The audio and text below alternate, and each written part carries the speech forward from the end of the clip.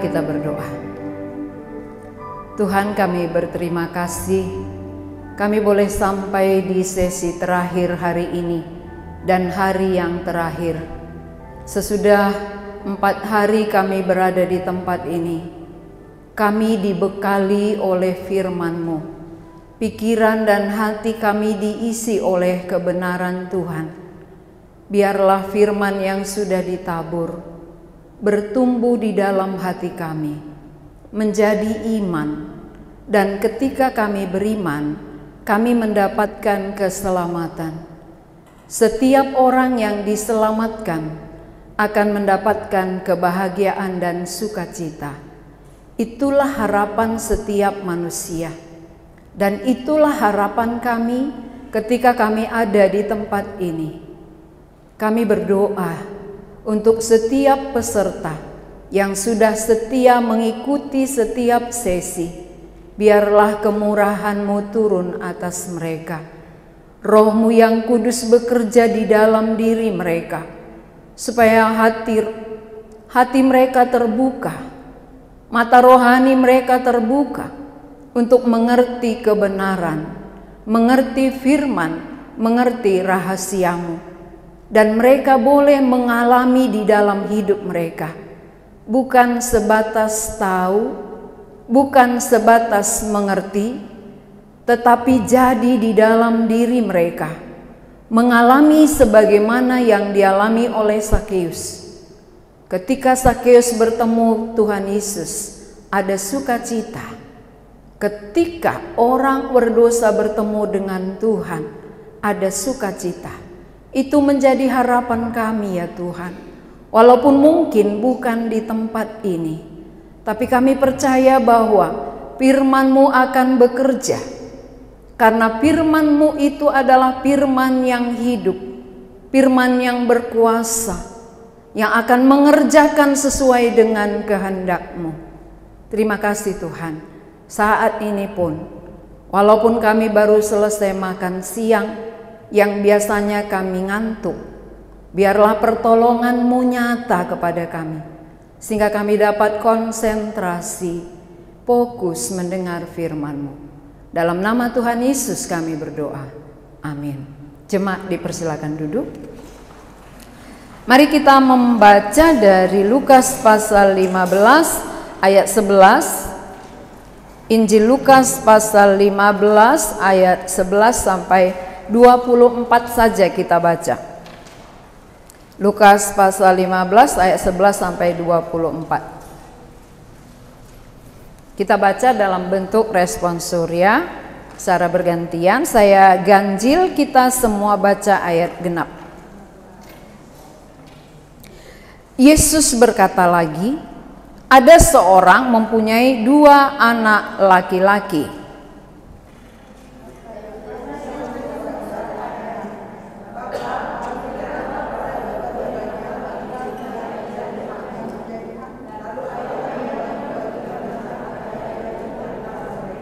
Beberapa hari kemudian, anak bungsu itu menjual seluruh bagiannya itu, lalu pergi ke negeri yang jauh. Di sana ia memboroskan harta miliknya itu dengan hidup berfoya-foya.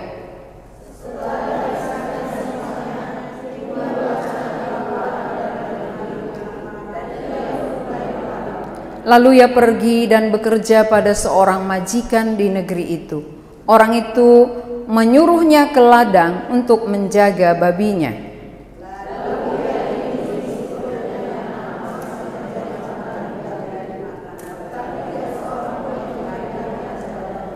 Lalu ia menyadari keadaannya, katanya, betapa banyaknya orang upahan Bapakku yang berlimpah-limpah makanannya, tetapi aku di sini mati kelaparan.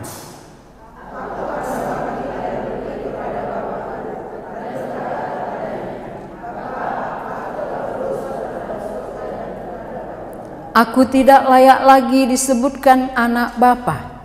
Jadikanlah aku sebagai salah seorang upahan Bapa.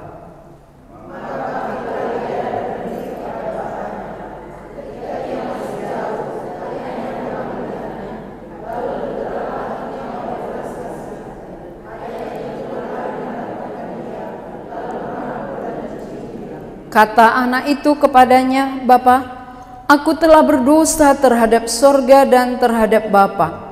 Aku tidak layak lagi disebutkan anak Bapa."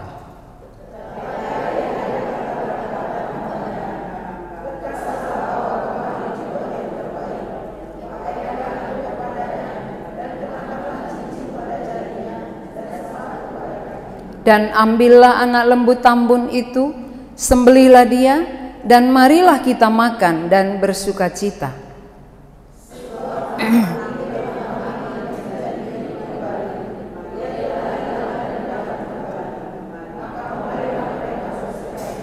Terima kasih, sampai di sini.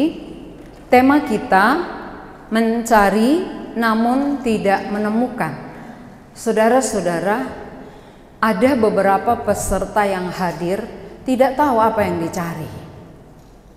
Lalu kalau yang dicari tidak tahu, kapan bisa bertemu?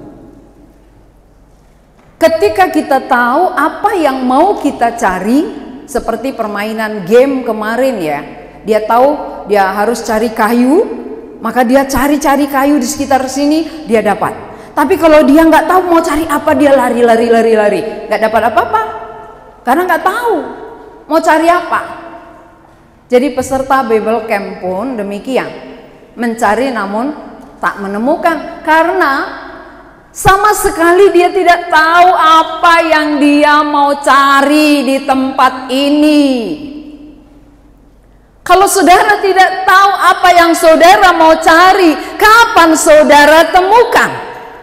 Pasti nggak akan pernah ketemu. Maka intinya, apa sebenarnya yang aku cari? Cari apa aku? Sehingga apa yang ku cari itu nanti ku temukan, membuat aku ada damai, sukacita, bahagia. Tapi kalau sama sekali aku tidak tahu apa yang ku cari, bagaimana aku menemukan? Coba kalau aku berkeliling di sini, lalu jalan sana, jalan sini. Kamu cari apa, Bu? Nggak tahu. Apa yang hilang? Nggak tahu. Mau dapat apa? Nggak tahu. Pokoknya aku jalan aja. Begitu kebanyakan manusia di tengah-tengah bumi hidup tanpa mengerti apa yang mau dicari.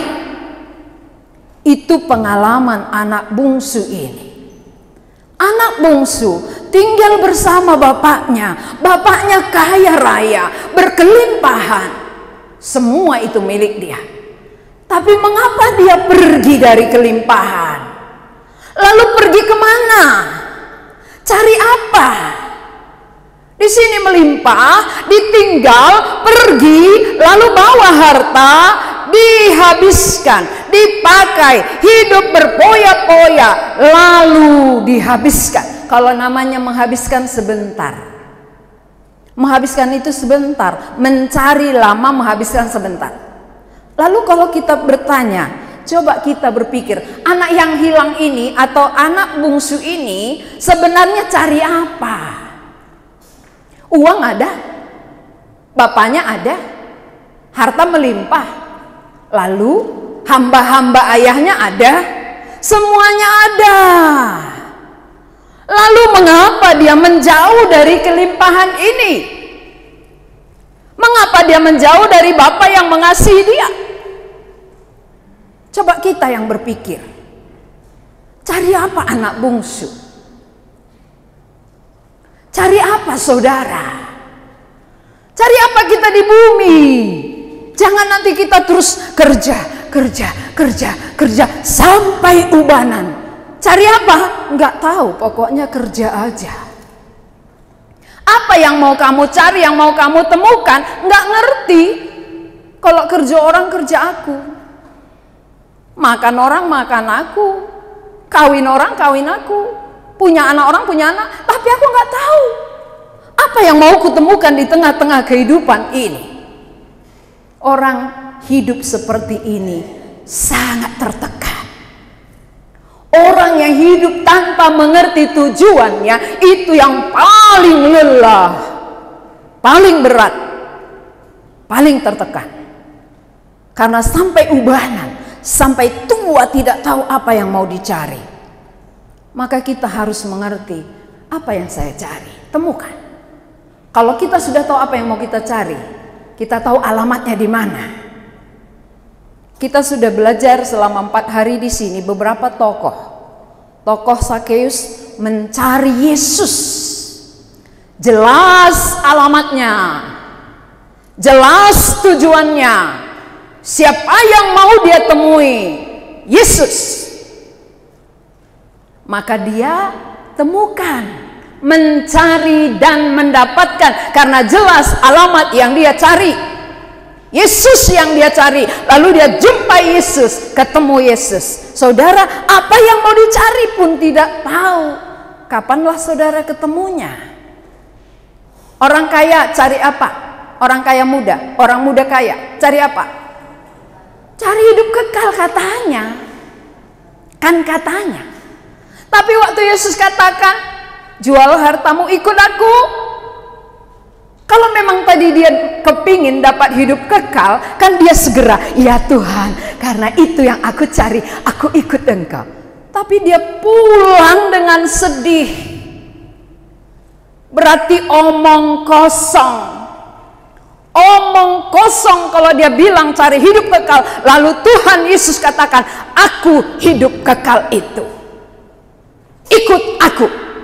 Mengapa dia pulang dengan sedih dan kecewa? Berarti dia omong kosong. Banyak di antara kita mengatakan, ngapain kamu datang Bible Camp? Mau mendapat hidup kekal, Bu. Cari keselamatan, Bu. Cari pengampunan dosa, Bu. Tapi apa yang dijanjikan oleh Tuhan harusnya itu yang direspon. Apa rupanya arti selamat? Apa rupanya artinya selamat bagi kita? Kita sudah belajar dari saat teduh pengertian arti selamat. Tadi di PA kami sudah saya jelaskan itu. Selamat artinya mana anggota PA saya? Jawab. Nanti kalau nggak dapat berarti saya hukum. Karena udah dijelaskan. Tadi sudah saya terangkan itu. Apa arti selamat? Silakan. Mana anggota saya, angkat tangannya. Ini jadi ketakutan dia. Ketakutan nanti dihukum. Ya, silakan Ibu Sari. Selamat artinya menerima Yesus. Ya. Jadi Sakeus selamat artinya apa? Bertemu Yesus. Ketika dia selamat ginting.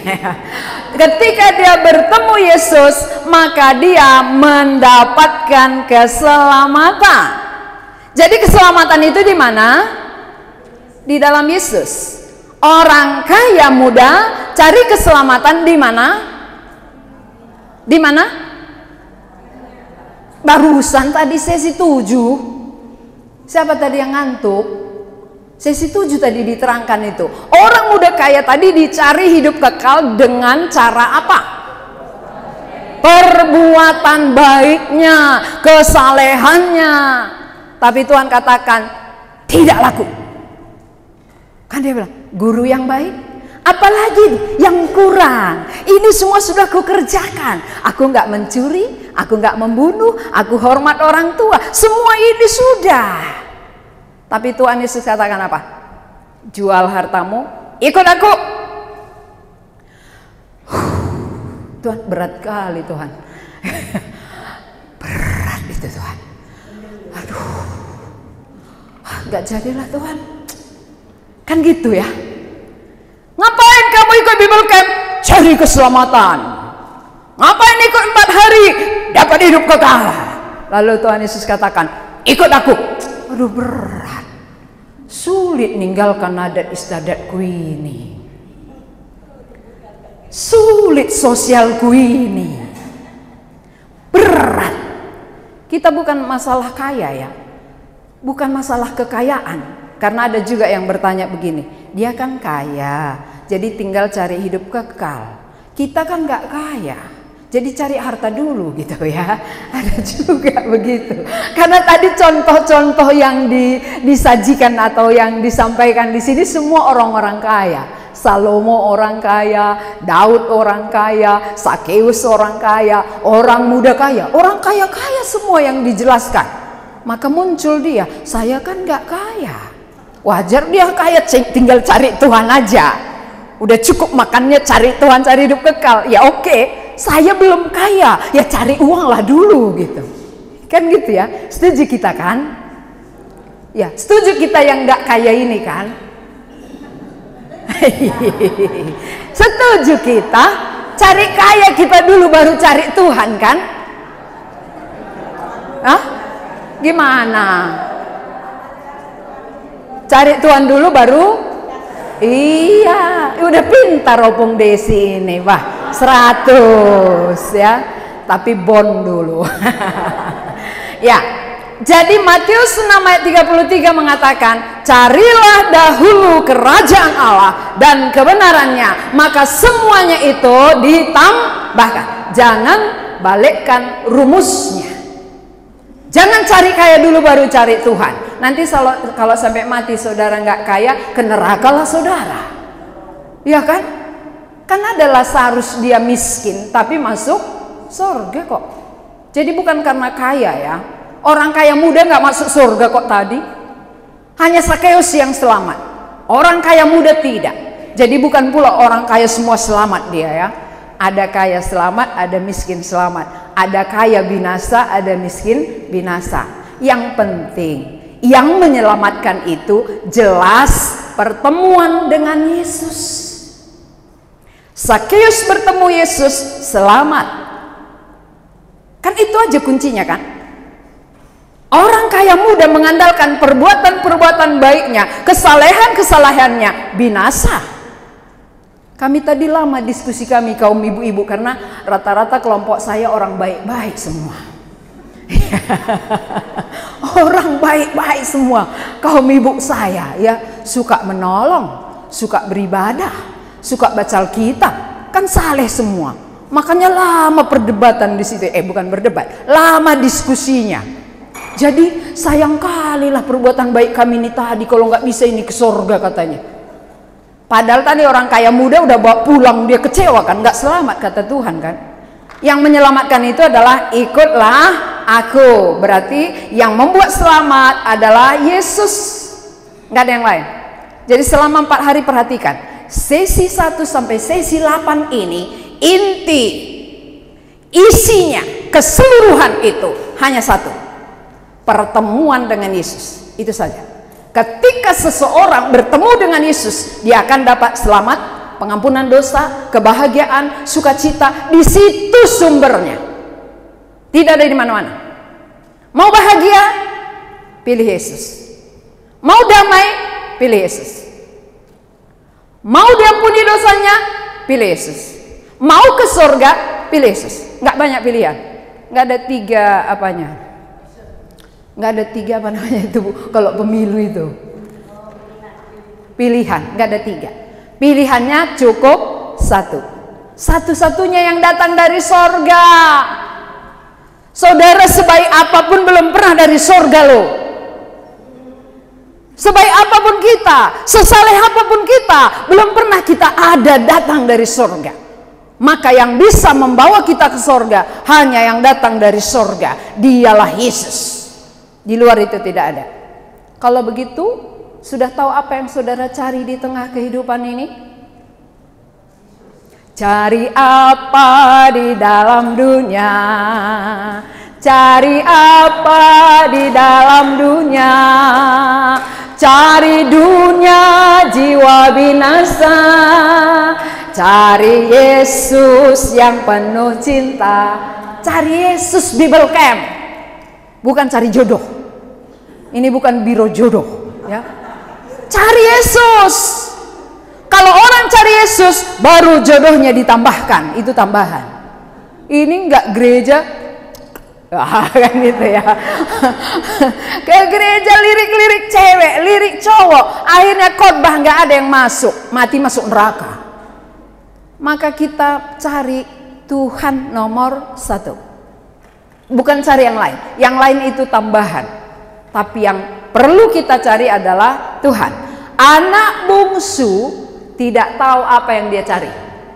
Semua ada pada bapaknya, dia kaya raya, semua itu miliknya. Tapi dia katakan, "Bapak, berikanlah hakku." Bapaknya kasih. Kenapa bapaknya kasih? Itu gambaran Bapa di surga. Bapa di surga memberi kebebasan kepada manusia untuk memilih. Karena kita dicipta Allah, bukan robot. Ngerti ya? Kita nggak robot. Kalau robot, kanan, kanan, kiri, kiri. Tapi Allah cipta manusia diberi hak kebebasan untuk memilih surga atau neraka. Tidak pernah Allah memaksa siapapun. Jadi kalau saudara nanti ke neraka, itu pilihan saudara. Bukan paksaan Tuhan. Bukan. Ingat, kalau saudara masuk neraka, berarti itulah pilihan saudara. Kalau kita masuk surga, berarti Tuhan menawarkan dirinya, kita sambut pilihan kita. Mari kita perhatikan gambar berikut. Siapa pernah naik kereta api? Siapa yang pernah naik kereta api? Ya, kereta api itu berjalan di mana? Iya, kereta api ada rel. Dia nggak bisa di aspal. Jadi masing-masing dia ada jalannya. Kalau kereta api harus di rel. Kalau bus nggak bisa di rel. Ingat ya, bus itu harus di aspal. Bus di aspal, kereta api di rel. Coba kalau kereta apinya mau keluar dari sini, nggak enak pun di sini terus. Nanti sampai tujuan, situ lagi, situ lagi. Keluarlah sekali. Nggak enak di sini terus katanya. Kebluk, apa jadinya? Masuk jurang, ya. Berarti orang yang nggak merasa, kereta api yang nggak merasa nyaman di relnya, dia dalam bahaya. Dia dalam bahaya. Karena memang itu jalurnya. Maka kalau dia di relnya, seberat apapun bebannya, ringan bagi dia. Ringan bawanya karena dia di rel. Kalau udah keluar, nggak ada bawa apa-apa pun, nggak bisa jalan. Yaitu kereta api. Lalu yang kedua adalah bus. Bus ini memang dia ditetapkan berjalan di jalan raya. Itu memang tempatnya. Di jalan raya baru dia bisa jalan. Kalau suruh dia di rel kereta api, dia nggak bisa jalan. Jadi di mana posisinya dia harus di situ. Di mana tempatnya dia harus di situ, baru bisa jalan. Kalau bus bilang, nggak enak, besok lewat ini lagi, besoknya pulang lewat sini lagi, ini terus, ini terus, ini terus. Sekali-sekali keluarlah, gebluk, masuk jurang, bahaya. Benar ya? Kalau dia tidak berjalan di dalam jalur yang sudah ditetapkan, berarti dalam bahaya. Kalau manusia ditetapkan di mana? Untuk apa? Saudara diciptakan Allah di jalur mana? Di jalur gajah? Di jalur mana kita ditetapkan oleh Allah? Mari kita baca Yohanes 1 ayat 4. Ini jalur kita. Siapa yang mau keluar dari sini berarti dia dalam bahaya. Yohanes pasal 1 ayat 4. Dapat Yohanes 1 ayat 4, Injil ya, bukan surat. Kalau surat paling belakang, kalau Injil di tengah. Injil Yohanes pasal pertama ayat 4. Kita akan baca bersama-sama dengan suara yang tegas dan kuat. 2, 3, ya. Dalam Dia ada hidup, dan hidup itu adalah terang manusia. Sebelah kiri saya, supaya terekam ke dalam pikiran dan hati kita. Yohanes 1 ayat 4, sama-sama. 2, 3, ya.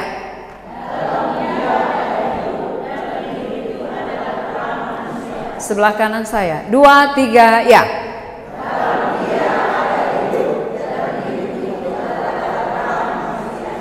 Ya, kasihan lansia ini kan, kita udah selesai 4 kali baca dia belum dapat.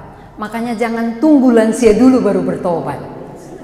Makanya pengkhotbah itu benar. Ingatlah penciptamu pada masa mudamu, karena masa tua buka Alkitab pun udah ketinggalan. Kita udah baca 4 kali jalan, ya kan?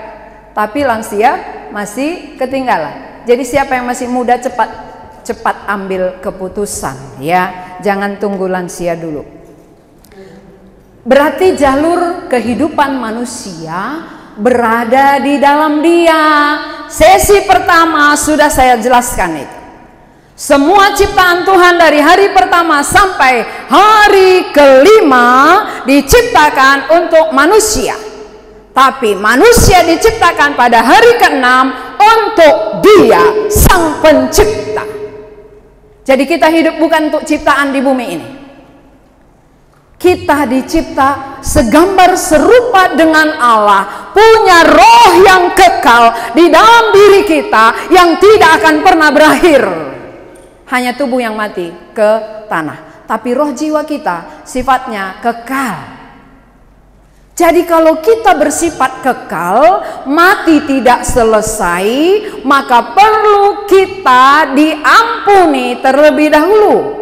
Karena pasal 3 kemarin sesi 2, manusia semua sudah berdosa, sudah jauh hilang dari kemuliaan Allah. Sehingga kalau kita sudah terpisah dari Allah, maka Allah yang datang kembali memulihkan hubungan kita yang sudah pulih. Bukan kita. Kita sudah jauh. Allah yang datang mencari kita. Pernahkah barang kita yang hilang mencari kita? Ya, hilang berliannya, lalu datang berliannya. Aku ini aku kamu cari kan? Pernah? Justru kita yang cari barang kita yang hilang. Kita yang hilang itu nggak mungkin kita cari Tuhan. Jangan sok rohani. Banyak orang merasa diri sok rohani. Aku udah cari Tuhan kok. Aku sudah rohani kok. Aku sudah baik kok. Tidak mungkin yang hilang cari Tuhan pemiliknya. Maka Tuhan yang mencari kita. Dia datang dari sorga mencari yang hilang. Kitalah yang hilang itu. Jadi siapa yang hilang? Siapa yang sadar hilang akan ditemukan. Tapi siapa yang tidak sadar dia hilang, bagaimana dia bisa ketemu? Siapa yang nggak sadar dia sakit, nggak perlu dia ke dokter. Kamu sakit apa? Nggak sakit kok, aku sehat, sehat. Kan nggak perlu ke dokter ya. Tapi orang yang sadar, aduh, naik asam lambungku, bawalah aku ke dokter. Barulah bertemu dokter. Orang yang menyadari dirinya adalah orang berdosa karena dia keturunan Adam dan Hawa, maka dia memerlukan sang juru selamat. Itulah Yesus. Tapi kalau saudara merasa saudara orang baik-baik saja, nggak perlu juru selamat, maka Tuhan Yesus itu datang untuk orang berdosa. Jadi kereta api berada di relnya, bus berada di jalan raya, manusia berada di dalam Dia. Itu jalur kita. Siapa yang tidak berada di dalam Dia, berarti saudara berada dalam bahaya. Saudara bahaya, sama seperti bus ini. Kalau dia menimpang ke kanan, dia akan bahaya masuk jurang. Kenapa anak bungsu pergi dari ayahnya, pergi dari bapak yang mengasihi dia, yang kaya raya, semua ada? Karena dia tidak tahu apa yang dia cari. Dia nggak mau terikat dengan bapaknya. Dia nggak mau diatur oleh bapaknya. Dia mau atur diri sendiri. Maka dia tinggalkan bapaknya, dia atur urus diri sendiri, sehingga orang yang urus diri sendiri suka-sukanya hidup. Maka semua harta yang dibawanya dijual, dipoya-poyakan, habis sampai melarat. Ketika dia melarat, apa yang jadi? menjaga babi. Anak bungsu yang meminta harta miliknya dan pergi dari bapaknya akhirnya mengalami hal seperti ini. Bayangkan, orang yang berkelimpahan jauh dari bapaknya, mengatur diri sendiri, berpoya-poya dengan harta yang ada, akhirnya melarat jaga babi. Sampai-sampai pemilik babi nggak mengizinkan karena laparnya hampir mati. Dia mau makan makanan babi, tapi makanan babi pun tidak diizinkan. Tidak, jangan kamu makan, kamu baru kerja loh, awas babiku nanti tidak kenyang, jangan coba-coba makan. Disitulah bersyukur masih ada kesadaran. Dia menyadari keadaannya yang sudah melarat, keadaan yang hampir mati. Banyak orang sudah melarat tidak sadar, saudara.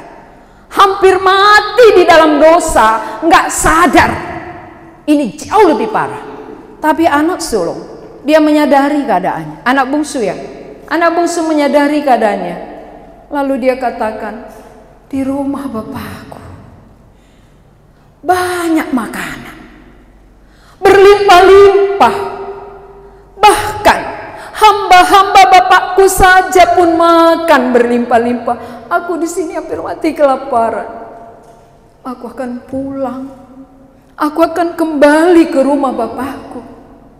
Lalu mungkin kita berpikir begini, aku kan gak pernah pergi, aku kan gak pernah jauh, aku di rumah bapakku kok, bersama orang tuaku kok. Nah, ini anak bungsu adalah gambaran orang berdosa yang mau jauh dari Allah. Tadi jalur kita adalah di dalam Dia.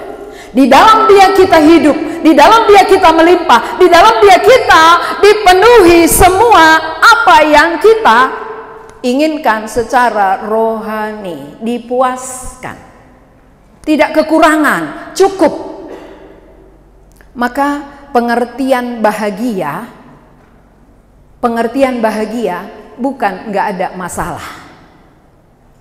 Bahagia bukan nggak ada masalah. Bahagia bukan nggak ada kekurangan. Tapi bahagia itu artinya ada rasa cukup. Itulah bahagia.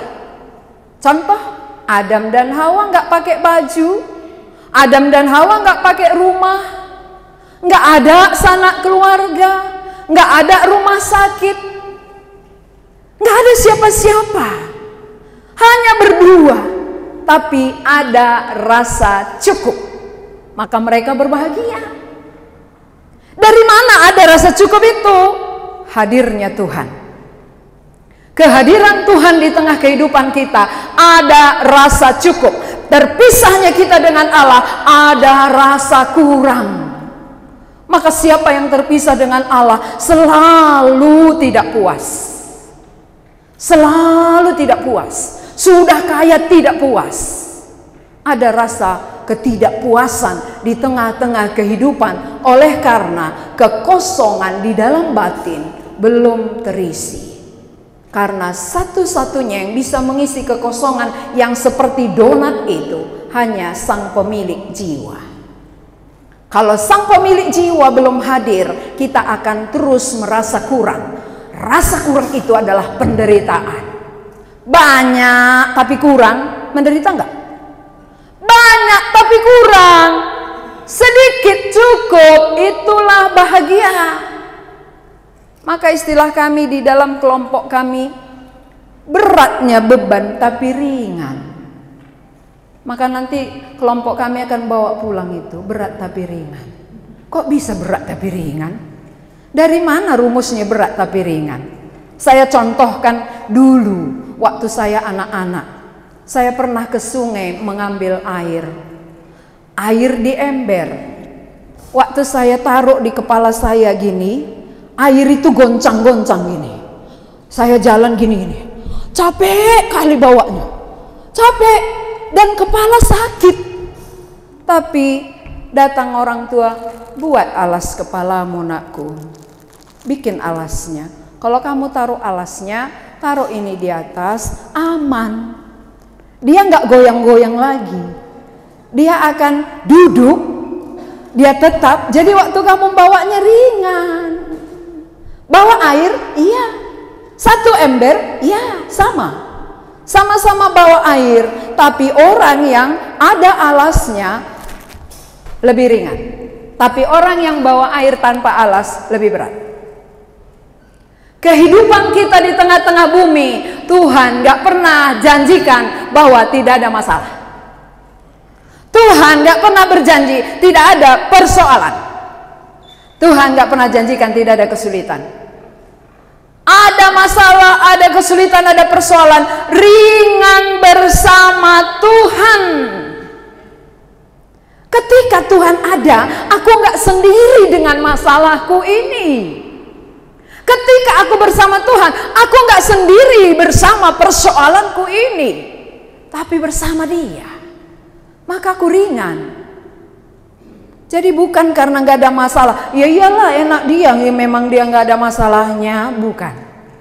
Tapi karena ada Tuhan bersama Dia, maka seberat apapun masalah itu menjadi ringan. Masih ada saudara? Masih ya? Kan belum tidur maksudnya, belum mimpi kan, mana tahu kayak mimpi gitu. Iya. Saya berharap yang saya sampaikan ini saudara ambil menjadi keuntungan saudara. Kalau saudara tidak ambil untuk diri saudara, kerugian dan penyesalan selamanya. Tapi kalau saudara ambil untuk diri saudara, saudara adalah orang yang berbahagia. Saudara orang yang beruntung, tidak hidup sia-sia. Salomo raja yang kaya, Salomo orang paling berhikmat, Salomo punya 1000 istri. Semua kesia-siaan. Kan itu dia sendiri yang katakan itu. Dia yang tulis. Salomo yang menulis itu. Dan dia mengatakan, untuk apa kamu memperoleh semuanya ini kalau kamu tanpa di dalam Dia? Kalau di luar Tuhan, apapun yang ada menjadi kesia-siaan. Di dalam Tuhan, semuanya itu berguna bagi kemuliaan Tuhan. Ya, kita lanjutkan ya. Anak bungsu ini adalah kita sendiri. Kita yang sudah melarat itu. Tapi kita nggak sadar. Kita nggak menyadari keadaan kita bahwa kitalah yang paling melarat. Mengapa? Aku nggak punya harta kok untuk kupoya-poyakan. Memang kita nggak punya harta. Waktu ada. Semua kita ini hidup dalam waktu. Berapa tahun kita sudah hidup di tengah-tengah bumi. Kalau kita poya-poyakan waktu kita untuk diri sendiri, sama halnya dengan mempoya-poyakan harta. Waktu adalah pemberian Tuhan. Tapi waktu yang ada, kesempatan yang ada, kita poya-poyakan sesuka hati kita. Itu membuat kita melarat. Berapa puluh tahun kita sudah hidup di bumi. Lalu waktu itu untuk apa kita pakai? Kalau kita pakai untuk sesuka hati kita, sama dengan anak bungsu ini. Bukan uang yang dipoya-poyakan, waktu kita.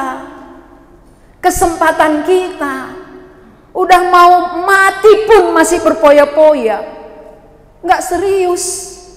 Bagaimana aku bersekutu dengan Tuhan? Bagaimana aku bersatu? Karena aku akan pulang sebentar lagi. Itu artinya berpoya-poya dengan waktu. Kita merasa waktu itu milik kita. Waktu adalah hakku, maka aku pakai sesuka hatiku. Waktu itu adalah pemberian Tuhan. Maka pemberian Tuhan itu haknya Tuhan. Jadi waktu umur kita pun hak Tuhan. Kapan Dia mau ambil? Ketika Dia katakan pulang, nggak ada seorang pun yang berhak katakan, tunggu Tuhan, aku belum bertobat. Sebentar lagi Tuhan, aku pikir kemarin belum Tuhan. Nggak bisa. Sebentar Tuhan, berdoa aku dulu. Nggak bisa. Detik ini juga pulang.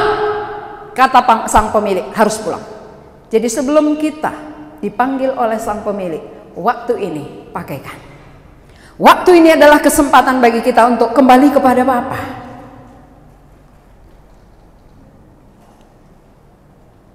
Kalau saudara tidak pulang, berarti saudara berpoya-poya dengan waktu. Saudara keluar dari rel Tuhan.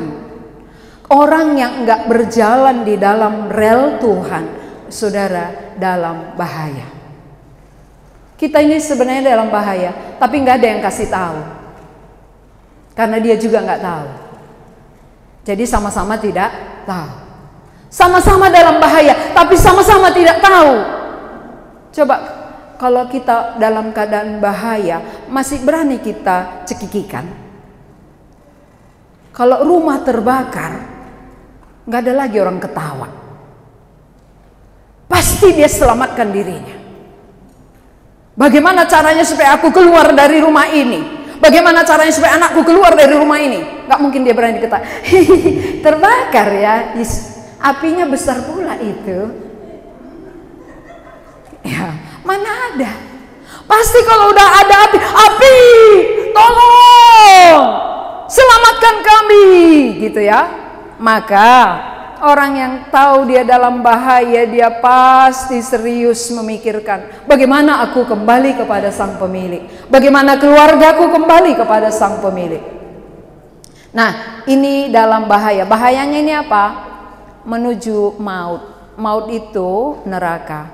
Sebelum neraka, di bumi ini pun banyak maut. Jangan kira neraka itu aja maut. Di bumi ini banyak maut. Maut itu penderitaan demi penderitaan, itu maut. Penderitaan oleh karena perceraian, penderitaan oleh karena mati tiba-tiba anaknya, percekcokan, perselingkuhan. Ini penderitaan gak normal. Penderitaan demi penderitaan itu maut, saudara. Berarti gak mungkin manusia gak mengalami maut kalau terpisah dari Allah. Kita sudah begini, ini Allah, ini manusia. Manusia sudah berbuat dosa. Dosa inilah yang memisahkan kita dengan Allah, sehingga kita akan menerima maut. Jadi kalau saudara terus berjalan, mempoya-poyakan waktu hidup saudara, saudara berjalan ke maut yang kekal itu. Sudah di bumi menderita, mati neraka lagi, 2 kali penderitaan. Tapi kalau orang yang sudah bertemu dengan Kristus, bersatu dengan Yesus, dia mendapat hidup kekal. Selama di bumi pun dia berjalan bersama Tuhan, menyelesaikan masalah pun bersama dengan Tuhan, menjalani kehidupan ini bersama dengan Tuhan. Ada 2 keuntungannya. Menghadapi persoalan yang berat menjadi ringan, mati masuk surga. Keuntungan 2. Kalau terpisah dengan Allah, kerugian 2. Bersatu dengan Allah, keuntungan 2. Orang berdosa jauh dari Tuhan berakibat mati rohani dan mati kekal. Jadi waktu Tuhan katakan kepada Adam, jangan makan. Kalau kau makan, kau mati. Waktu dia makan, jasmaninya nggak langsung mati, tapi rohaninya sudah langsung mati. Jasmaninya jalan-jalan kalau kita, bang, gak mati kita ya, kata Hawa, kan gitu ya. Sehidup rupanya kita. Rupanya hanya jasmaninya yang hidup, rohaninya sudah mati. Bukti rohani mati apa? Takut jumpa dengan Allah, maka dia bersembunyi. Itu mati rohani. Maka disuruh berdoa, kenapa saudara takut? Ayo silakan pimpin doa. Dia aja. Kayak hormat kali kita kan gitu. Padahal karena takutnya. Itu mati rohani. Setiap kali disuruh pimpin doa, takut jumpa dengan Allah. Karena doa itu berbicara dengan Allah. Gak sembarangan orang berbicara, kecuali kalau dia gak kenal. Kalau kita kenal, pasti kita hormat. Maka orang yang dado katanya berdoa, gak kenal itu. Orang yang kenal hormat. Karena kepada siapa aku berbicara ini, aku tahu. Dia pemilik segalanya. Dia penguasa surga dan bumi. Penguasa di bumi aja kita hormat. Ya, kepada penguasa di bumi aja kita hormat. Apalagi penguasa sorga dan dunia ini. Dia penguasa seluruhnya, seluruh kehidupan manusia. Nah, ketika anak bungsu sadar, menyadari keadaannya, bahwa dia hampir mati, jauh terpisah dari Allah, ada rencana pulang. Dia berencana, aku akan kembali. Nggak tahan seperti ini. Nggak enak jauh dari Bapa rupanya. Kupikir tadi ngatur diri sendiri enak. Kupikir tadi jauh dari Bapa enak. Rupanya menderita, melarat, hampir mati. Akhirnya dia katakan, aku akan pulang kepada Bapa. Dan aku akan mengakui kesalahanku. Aku tidak layak lagi disebut anak Bapa. Waktu dia pulang kepada bapaknya. Ini gambaran, Bapak ini gambaran Tuhan Yesus, saudara. Maka ini langsung dibuat gambar Tuhan Yesus ya, supaya saudara nggak bingung. Anak bungsu itu adalah kita. Inilah si Tesa, inilah si Marpin, inilah si Marta yang sudah pulang. Siapa yang menyusul pulang? Kalau saudara menyadari saudara melarat jauh dari Bapa di surga, melarat terpisah dari Tuhan, pulanglah, bertobatlah, dan balik pada Bapa. Ya, tunggu kau dengan kesetiaannya. Allah kita adalah Allah yang setia. Sejahat apapun kita, ketika kita sadar itu, dan ketika kita kembali kepadanya, dia akan sambut kita. Dia akan terima kita. Itu artinya Allah adalah setia. Allah kita tidak seperti suami kita. Allah kita tidak seperti istri kita. Kalau ada istri, suaminya selingkuh, ketika suaminya balik, apa dia bilang? Pulang, kan gitu ya, keluar dari sini, jangan pernah injak rumah ini, ya, kan gitu. Kalau perempuan, ya. Kalau istri ketika suaminya berselingkuh, waktu pulang dia tidak akan terima lagi. Tapi Allah, Tuhan Yesus, ketika kita selingkuh dengan berhala-berhala kita, ketika kita membuat Allah-Allah lain, tapi kita menyadari waktu aku jauh dari Allah, ketika aku selingkuh dengan berhala-berhala, aku menderita, aku melarat, aku pulanglah. Kembalilah aku kepada Tuhan yang mengasihi aku, yang setia menantikan aku. Maka orang yang sadar seperti itu, dia akan berbalik kepada Tuhan. Tuhan menanti saudara. Siapapun kita, jangan pernah anggap saudara tidak layak untuk diterima oleh Tuhan. Sejahat apapun, sekotor apapun saudara, Tuhan setia menanti. Bagaimanapun banyaknya kejahatan dalam pikiran, dalam hati, dalam tindakan, ketika kita sadar itu dan kita mau kembali kepada Tuhan, Tuhan akan terima, dan Tuhan yang mampu menyucikan kita. Jadi kalau demikian, susahkah beriman? Saya tanya lagi, susahkah percaya? Gak ada jawaban. Susah ku bilang, tapi enggak ku bilang, aku belum percaya. Kan gitu ya. Akhirnya aku tidak usah menjawab, sehingga enggak ada salahnya. Menurut kita, siapa yang lebih rindu kita diselamatkan? Tuhankah atau diri kita? Kitakah yang lebih rindu selamat atau Tuhan Yesus? Tuhan Yesus jauh lebih rindu. Kalau dia nggak rindu, untuk apa dia datang dari sorga? Karena rindunya lah dia, maka dia datang dari sorga. Dia cari kita. Dia rela menderita untuk kita. Dan dia panggil kita, mari anakku, marilah. Mari kamu semua yang letih lesu, berbeban berat karena dosamu itu menekan engkau. datanglah kepadaku. Aku yang bisa memberi kelegaan kepadamu. Di luar aku tak ada. Di luar Yesus tak ada kelegaan, tak ada kebahagiaan. Hanya di dalam Yesus. Jadi kalau saudara cari bahagia, carilah Yesus. Kalau saudara cari damai, carilah Yesus. Cari keselamatan, carilah Yesus. Cari pengampunan dosa, carilah Yesus. Orang yang menemukan Yesus, dia dapatkan itu semua. Satu paket. Begitu bertemu Yesus, Sakeus diampuni, Sakeus diselamatkan, Sakeus bersuka cita. Udah satu paket. Bukan ambil dulu ini, nanti minta lagi ini, ambil lagi ini, enggak ya. Terima Tuhan Yesus, di dalamnya semuanya. Satu untuk semua. TV One gitu. Ya, TV One satu untuk semua katanya ya. Ini Tuhan Yesus satu untuk semua yang kita perlukan. Di dalam Dia semua. Berarti saudara cari apa?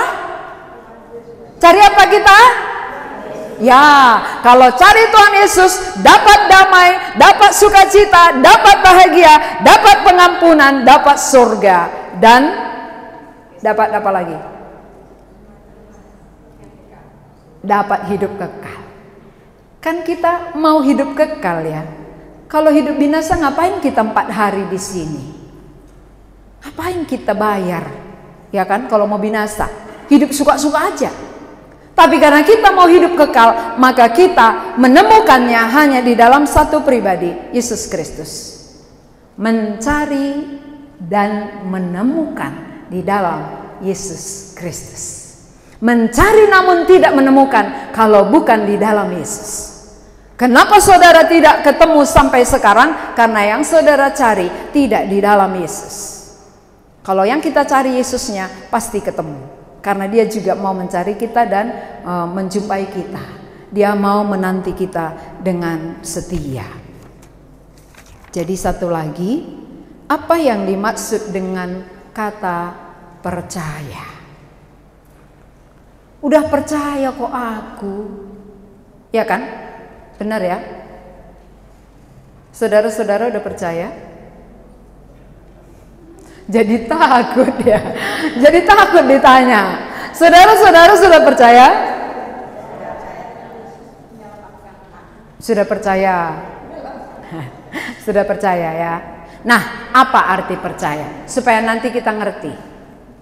Percaya artinya ada janji Tuhan kepada kita yang kita percayai. Itulah menjadi pegangan kita. Kalau percaya aja tapi nggak ada janjinya, apa yang kita pegang? Makanya kenapa orang bawa koper ke Kuala Namo untuk naik pesawat, percaya kali dia. Kenapa? Percaya kali dia, nggak ada keraguannya, dorongnya gitu ya, percaya dia. Kenapa? Karena ada tiketnya. Kalau nggak ada tiketnya, dorongnya pun kopernya, ada nggak nanti tiketnya? Masih ada nggak? Kan gitu ya, gelisah.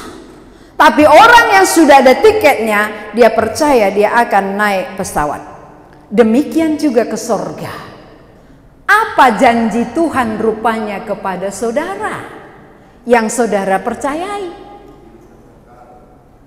Janjinya itu di sini loh. Misalnya, salah satu janjinya ya.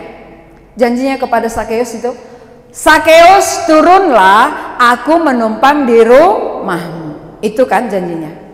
Lalu Sakeus segera turun, menerima Yesus dengan sukacita. Kan itu. Sakeus, kan ada perkataan Yesus. Sakeus turunlah, aku mau menumpang di rumahmu. Lalu ada orang bertanya begini, itu kan nampak Tuhan Yesusnya, nampak batang hidungnya. Kalau sekarang kan Yesusnya nggak nampak lagi. Lalu bagaimana cara kita bertemu dengan Dia gitu ya? Cara kita bertemu dengan Yesus adalah melalui perkataannya. Disinilah janji-janjinya. Janji Tuhan tertulis di dalam Alkitab. Salah satu janji Tuhan adalah karena begitu besar kasih Allah akan dunia ini, sehingga Dia mengaruniakan anaknya yang tunggal, supaya setiap orang yang percaya kepadanya tidak binasa, melainkan beroleh hidup kekal. Itu janji atau tidak? Janji. Kalau kita percaya janjinya ini, katanya apa? Setiap orang yang percaya tidak binasa. Percaya kepada siapa? Kepada anaknya yang tunggal itu, kepada pemberiannya yang terbesar itu. Ketika kita percaya Allah memberikan anak yang tunggal, kita terima, maka kita tidak binasa. Itu contoh. Contoh yang kedua, akulah roti hidup. Barang siapa makan roti ini, dia tidak akan lapar lagi, dia tidak akan haus lagi. Roti itu adalah Tuhan Yesus itu sendiri. Lalu Tuhan sendiri katakan, aku roti. Roti mau diapain biasanya? Rotinya dimakan. Kan roti untuk dimakan. Orang Yahudi dulu makanannya roti, orang Batak nasi.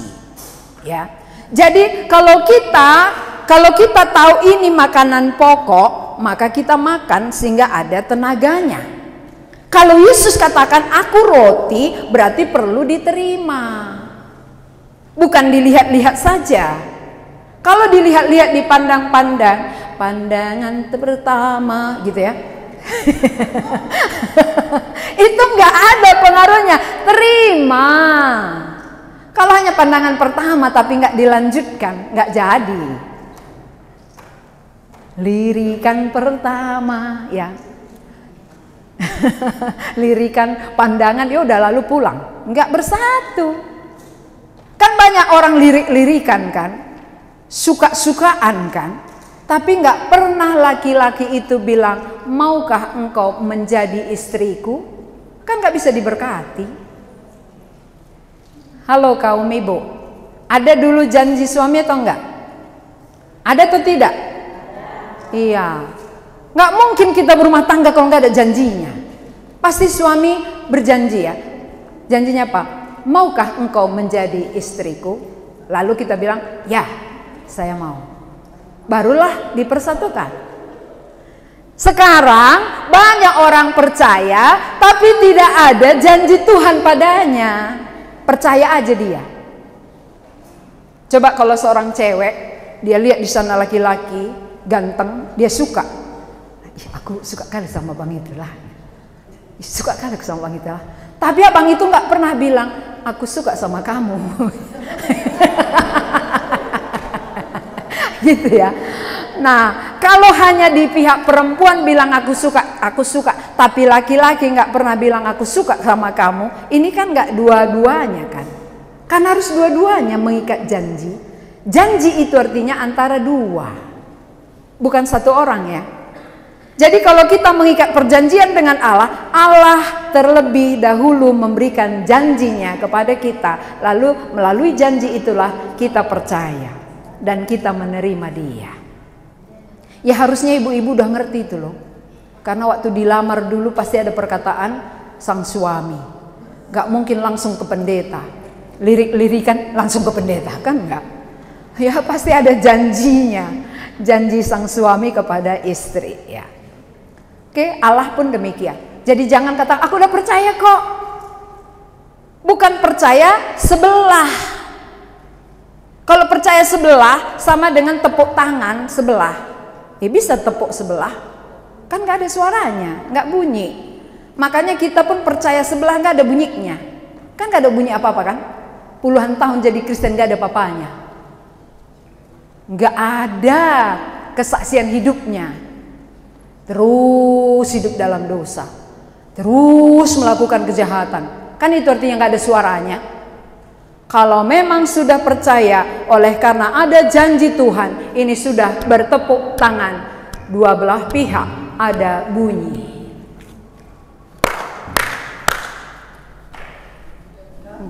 Nggak bisa kan? Nggak ada suaranya. Jadi percaya kita sebagai orang Kristen adalah percaya sebelah pihak. Sebelah pihak. tanpa ada janji Tuhan. Ini enggak menyelamatkan. Kalau yang menyelamatkan adalah ada perkataan Tuhan kepada kita yang kita yakini, lewat itulah kita buka hati, kita terima Dia, barulah kita diselamatkan. Itu artinya sukacita. Maka orang yang menerima Tuhan Yesus tadi malam dan tadi pagi bersaksikan damai mereka kan, karena ada perkataan Tuhan. Janji kepada si Tesa hari ini. Nah, kan itu apa yang dijanjikan kepada Sakeus dijanjikan kepada Tesa. Hari ini telah terjadi keselamatan kepada rumah ini. Itu Tuhan Yesus yang bilang kepada Sakeus. Tapi Tesa meyakini hari ini telah terjadi keselamatan kepada Tesa Tarigan. Ngerti maksudnya itu? Supaya jelas arti percaya itu. Biar jangan kita ditipu oleh iblis. Kita kira nanti kita percaya, padahal percaya kita sebelah pihak. Gak pernah ada perkataan Tuhan kepada kita secara pribadi menjadi pegangan kita. Terakhir, saya buat contoh. Saya dulu sering lihat lembu. Lembu itu besar kali badannya. Jadi pemilik lembu gak pernah pegang ekornya. Gak pernah. Walaupun ada ekor lembu ya. Kenapa? Akan dikebaskannya gini. Dan pemilik lembu nggak pernah pegang kakinya. Kalau pegang kakinya sepaknya gini. Nggak pernah pegang kepalanya, tanduknya. Jadi yang dipegang oleh pemilik lembu tali yang kecil. Cukup. Tali yang kecil cukup mengendalikan lembu yang besar. Allah yang maha kuasa, apanya yang saudara pegang? Kan Allah nggak terlihat. Gak nampak batang hidungnya. Lalu apanya yang kita pegang? Janjinya. Ada gak janjinya di Alkitab ini? Yang mana saudara pegang sejak saudara menjadi Kristen? Gak ada kan? Makanya. Jadi ditanya hari ini udah masuk surga? Enggak tahu. Tuhanlah yang tahu. Kan gitu kan jawabannya kan? Seolah-olah rohani. Tuhanlah yang tahu karena takutnya masuk neraka. Jadi Tuhanlah yang tahu, padahal sebenarnya belum. Antara iya dan tidak, laki-laki dan perempuan, siang dan malam, neraka dan sorga. Hanya itu yang dua, gak ada yang lain. Gak ada di awang-awang. Sorga, iya. Neraka, iya. Jadi jangan bilang Tuhan yang tahu. Tuhan tahu maka dikasih tahu. Tuhan tahu maka Dia datang memberitahu kepada kita bahwa Dialah keselamatan itu. Dialah hidup kekal itu. Maka siapa yang bertemu dengan Dia, yang mencari mendapat. Yang mencari, yang kucari kutemukan, itulah Yesus. Karena di dalam Dialah keselamatan jiwa, hidup kekal, dan juga pengampunan dosa. Mari kita berdoa. Kami mengucap syukur kepadamu ya Tuhan untuk firman-Mu, bagaimana anak bungsu di rumah bapaknya penuh dengan harta, kekayaan melimpah, tetapi dia memilih untuk menjauh dari bapaknya. Itulah gambaran hidup manusia yang berdosa. Ketika kami bersama Tuhan, Adam dan Hawa bahagia sebelum berdosa. Tapi mereka memilih jauh dari Tuhan, membuat mereka menderita, upahnya maut, dan maut itu menjalar sampai kepada kami hari ini. Namun Engkau datang mencari kami. Engkau setia menanti kami. Sebanyak apapun pelanggaran kami, dosa dan kejahatan kami, Engkaulah satu-satunya yang berkuasa mengampuni kami. Tuhan, berikan pengertian kepada kami masing-masing. Seluruh peserta ini Tuhan, turunlah kemurahan-Mu, karena Engkau mengasihi kami. Tidak ada satupun yang Engkau kecualikan, karena Engkau pemilik kehidupan kami. Biarlah kami kembali kepadamu, karena hidup kami harus berjalan di dalam Engkau. Hanya di dalam Engkau kami hidup, di luar Engkau kami mati. Di luar Tuhan ada bahaya maut menanti. Tuhan, sadarkanlah kami, supaya setiap telinga yang sudah mendengar firman-Mu boleh merencanakan untuk kembali pulang kepada Tuhan Sang Pemilik kehidupan kami. Dalam nama Tuhan Yesus kami berdoa. Amin.